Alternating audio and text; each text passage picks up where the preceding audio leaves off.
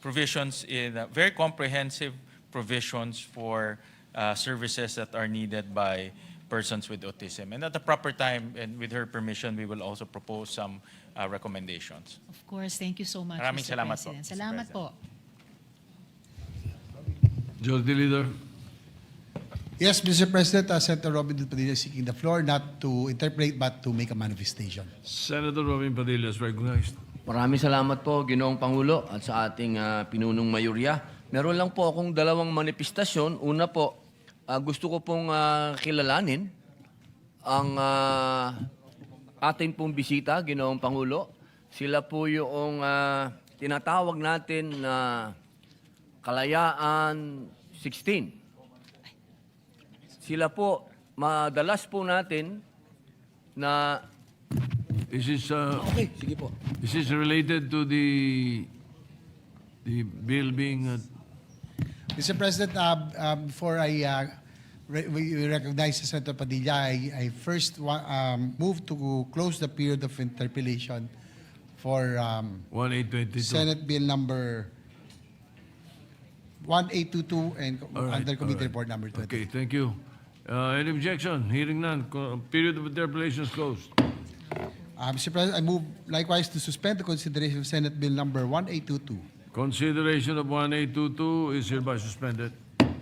Mr. President, Senator Robin Hood Padilla is No, yes. again seeking the floor. He Senator continues Robin Padilla is manifestation. recognized.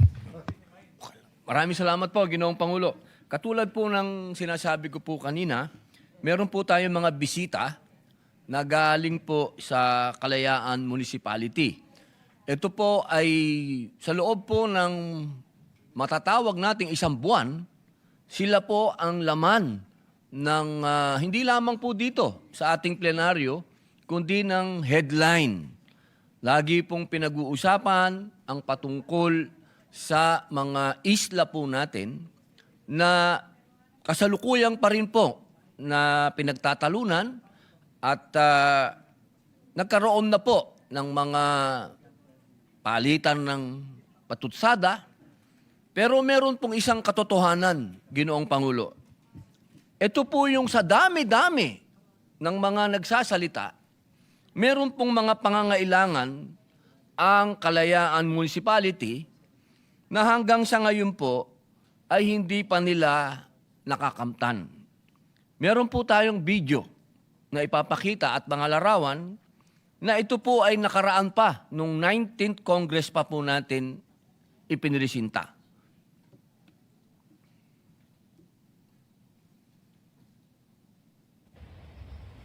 Yan po yung epekto ng napakalakas na bagyo sa kanila.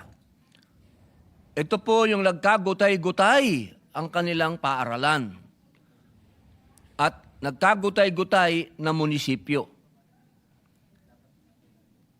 Yan po, makikita po natin, halos wala na pong natira. Diyan po yan sa Pag-asa Islands, ang Kalayaan Municipality. Humingi po sila ng tulong sa atin nung panahon na yan. At kagyat naman pong nagpunta doon ang dati po nating Senate President, Mig Subiri, at nagkaroon naman po ng magandang balita. Sapagkat sa ngayon, yung pong paaralan ay nagawa na po yung isang paaralan. At yung isa naman pong paaralan din ay ginagawa na. Pero, Ginoong Pangulo, ayan po yung larawan ng mga paaralan na tumayo.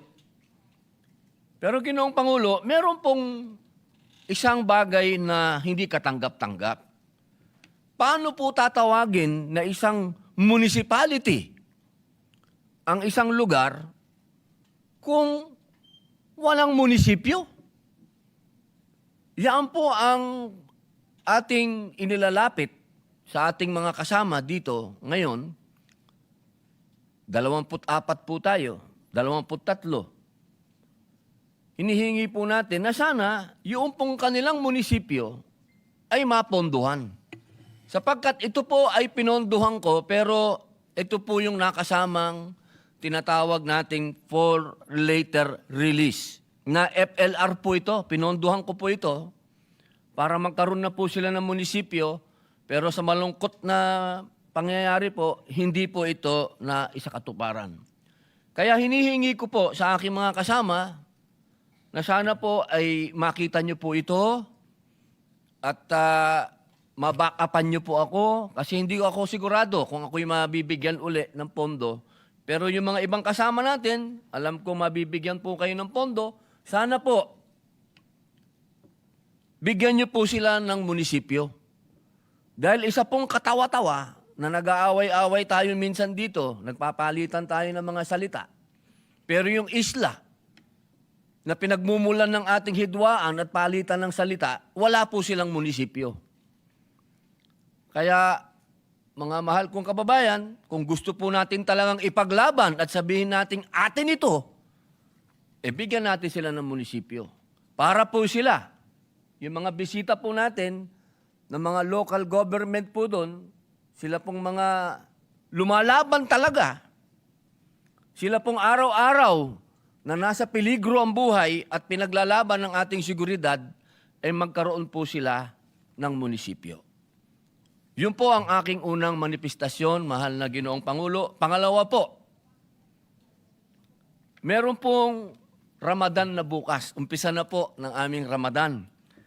Medyo meron lamang pong mga kalungkutan na nangyayari sa ibang mga ahensya ng gobyerno dahil kailangan pa po makiusap ng mga kapatid ninyong Muslim doon sa kanilang mga namumuno para po pagbigyan na sila po ay payagan na makapag-practice po ng kanilang Ramadan. Kasi po, meron naman po tayong Presidential Decree number 291 na inamendihan po ng Presidential Decree number 322 na idinatalye po ng Civil Service Resolution number 81-1277. Malinaw po na sa panahon ng Ramadan, ang oras ng trabaho po ng mga Muslim employees ay mula 7:30 ng umaga hanggang alas 3:30 ng hapon, wala pong noon break. At ang 2 oras na diferensya ay hindi itinuturing na undertime. Ito po ay umiiral na pong batas. Mahirap pong sabihin na pakiusap ito dahil batas na ito, pero nakikiusap na po ako. Na sana po yung mga ibang ahensya ng gobyerno, huwag nyo na pong antayin na makiusap pa sa inyo yung mga kapatid ninyong Muslim. Dahil meron naman pong batas. Sana po, implement na lang po natin. Huwag nyo naman pong magmukha pa kaming kawawa doon na magpapapirma pa doon. Yun lamang po, mahal na Ginoong Pangulo, maraming salamat po. Majority Leader. Yes, Mr. President, as our Deputy Majority Leader, Senator Risa Ontiveros, is seeking the floor. I move that she be Senator recognized. Risa Ontiveros, recognized. Salamat po, Mr. President. Mari po bang makapagtanong sa Ginoo mula sa Nueva Ecija? Opo, mahal na kasama. Opo.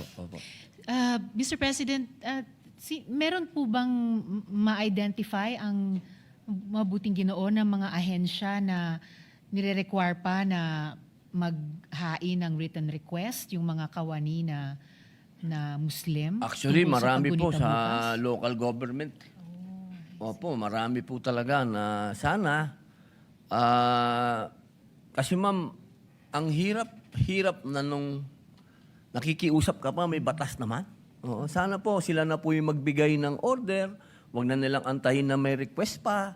Sana po sila na po yung magbigay kagad ng memo doon sa kanilang mga opisina na may Ramadan ngayon at kinikilala naman po ng ating Pangulo na kahit po tayo kinilala kanina ng ating majority floor leader na meron pong Ramadan, na sana po may memo na po kaagad na hindi na po kailangan pang sasabihin po ng iba, kailangan gumawa kayo ng sulat.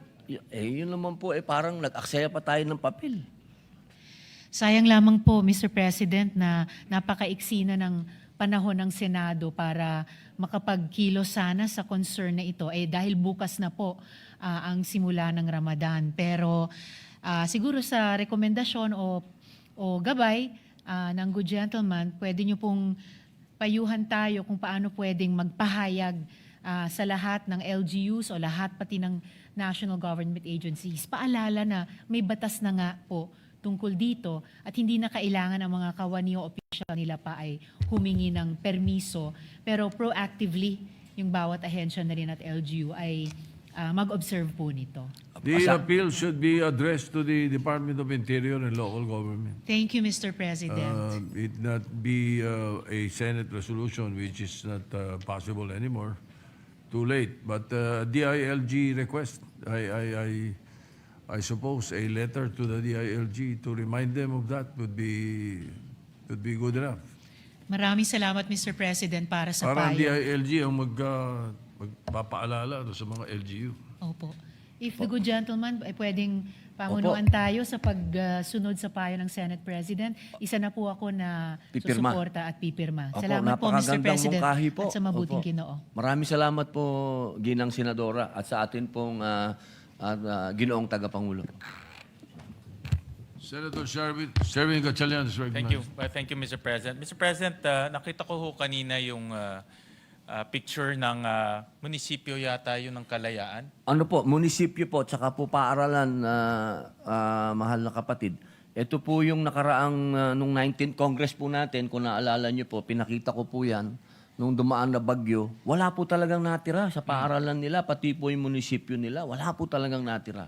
Bukod sa munisipyo at paaralan, ano pa ho yung mga Na-damage. basic infrastructure na damage ho doon sa Yung mga bahay po nung ating mga magigiting na mga tiga-Kalayaan Island na kahit ano pong mangyari, hindi umaalis doon, nasira din po yun. Pero siyempre po, yun po ay napagtulong-tulungan na po nung local government. yung mga local government? Andito po yung Vice Mayor. Ito ba yung mga na persona ng grata? Sila po yung Kalayaan 16. Ano kayo opo. ba yun? Yung mga na persona ng grata ng Chinese Embassy? Kaya po nakikiusap po sana ako na matulungan po natin sila dahil talagang nagkakaroon po tayo ng pagtatalo dito pero wala po silang munisipyo. Actually, papasalamat po ako kay Senator Robin dahil alam ko ho, binuksan nyo ito hindi lang isang beses, maraming beses. Opo. Para po mapaalala po sa ating mga senador kung yung mga basic facilities, no? Eskwelahan, Opo. basic ho yan. Munisipyo, basic rin ho yan. Opo. Health center po sana. Health center, Opo. mga health facilities, basic at ito yung pinupuntahan ng tao araw-araw eh. Lalo na mga eskwelahan. Kanina pinag-uusapan ho natin, education, autism. Pero kung wala hong pasilidad, paano tayo magbibigay ng serbisyo sa mga kababayan natin doon. Kaya po, Senator Robin, hingi po ako ng listahan through the local government. Pakisubmit po sa Committee on Finance at pagtutulungan ho namin ni Senator Robin, ni Senator JV, ni Senator Bongo, ni Senator Rizon Tiveros ng ating Senate President. Pagtutulungan ho natin yan para po makumpuni, ma-repair po yung mga basic facilities doon po sa Kalayaan Island. Hindi lang po yung sinabi nyo frontliner, hindi lang sila frontliner, pero trabaho rin ho natin na masigurado na itong mga basic facilities ay laging nasa ayos. No? Hindi naman pwede ho yung bata papasok walang bubong, hindi ho sila makakapag-aral ho doon. So maraming salamat, Senator Robin, sa iyong manifestasyon. Maraming salamat po, Senator Win. Mr. President, Senator Ontiveros Senator against Sigrid. Ontiveros, Rizal Ontiveros is recognized. Salamat po, Mr. President. Maikling dagdag na lamang po dun sa manifestasyon ng Mabuting Ginoo na talagang salamat din kay Senator Sherwin, binanggit nila yung presensya ng mga local government officials ng Kalayaan dahil alam din ito ni Senator Robin, ilang taon na silang nakikipag-ugnayan pati sa atin. Tuwing may mangyaring kaganapan sa kanilang lugar, nagre-reach out talaga sila. Doon na nga, yung sinabi ni Senator Robin nung nasira nung bagyo, yung mahalagang infrastruktura, pati po nung may bumagsak, Mr. President, na remnants ng, hindi malaman kung rocket ba yon or ano, sila rin po ang nag-retrieve noon. At talagang sa isang border, malayong border ng ating archipelago, itinataguyod nila ang watawat ng Pilipinas. So, mabuhay po sa kanila. At gaya ni sinabi ni na Majority Leader at Senate President kanina, welcome po sa Senado at karangalan po naming lahat na makasama kayo ngayong araw. Salamat po, Mr. President. Thank you. Majority Leader. Mr. President, I move that the first manifestation of Senator Padilla be referred to the Committee on Finance and the second manifestation be referred to the Committee on Civil Service, Government Organization, and Professional Regulation. All right, the issue on the funds that were not released is referred to the Committee on Finance. And the issue of the second issue, which is Ramadan. the official manifestation or reminder to the LGUs, you're referring it to the Committee on Civil Service, or what about the local government? Refer it to the Committee on Civil Service, Government Organization, and probably secondary. Secondarily to the local government committee. All right. Yes. Any objection? Hearing none, so referred. Mr. President, I move to recognize Senator Win Gatchalian, who will deliver a privilege speech. Senator Sherwin Gatchalian is recognized.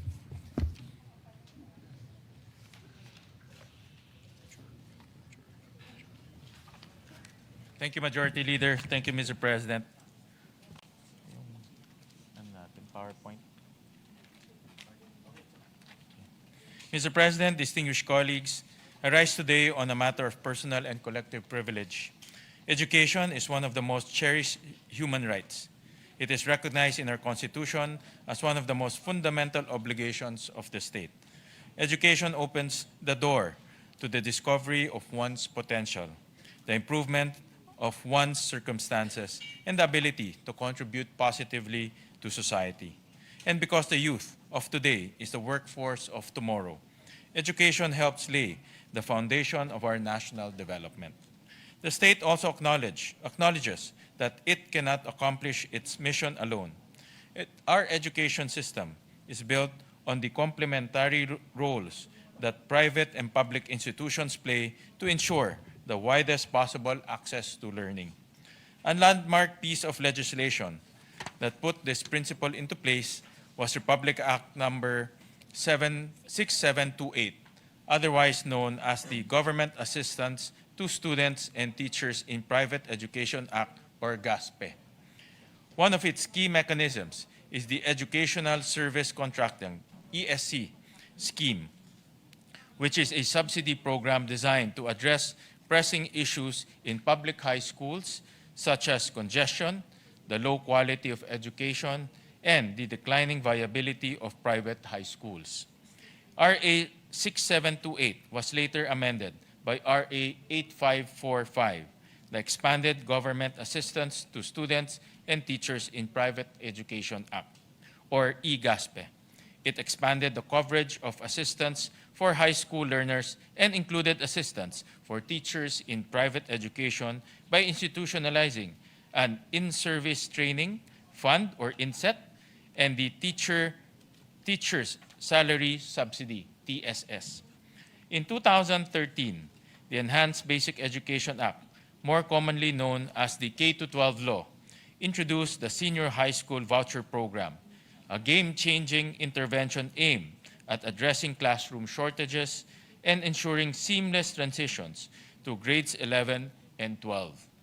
Today, programs such as ESC, Senior High School Voucher Program, INSET, and TSS stand as pillars of this initiative, jointly implemented by the Department of Education and the Private Education Assistance Committee, or PEAC.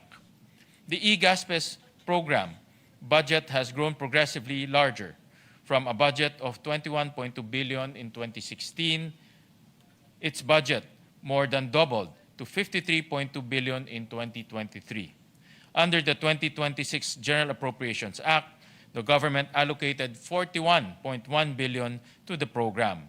This highlights significant commitment from DepEd's annual appropriation.